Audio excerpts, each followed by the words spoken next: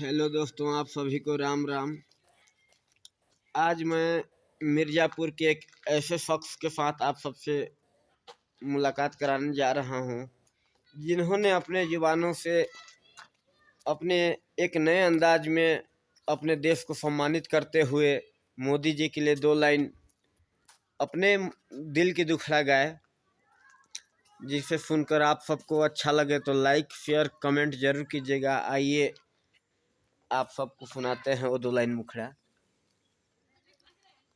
आप लोगों के सामने एक जो भी जैसा भी एक छोटा अपने देश, अपनी ज़िंदगी, अपनी दुनिया के बारे में संस्कृत या संगीत के माध्यम से जो भी जैसा भी है आप लोग के सामने देश की बात या देश का गाना संगीत जो भी हो आप लोग समझे।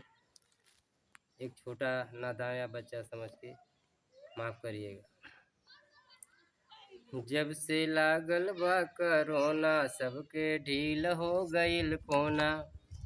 जब से लागल बा कोरोना सबके ढील हो गईल कोना। कितना मोदी करत दवाई बा। हाय रे दुनिया में कितना कसाई बा।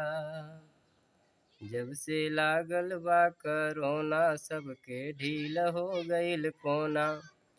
कितना मोदी करत दवाई बा। हाय रे दुनिया में कितना कसाई बा।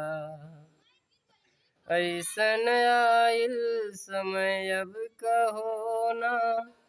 घर घर फैल गईल बा कोरोना।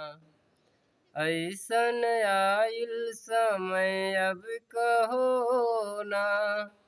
घर घर फैल गईल बा कोरोना।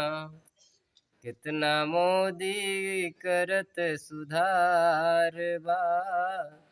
कितना मोदी करत सुधार बा। हाय रे दुनिया में बड़ा अत्याचार बा। हाय रे दुनिया में बड़ा अत्याचार बा।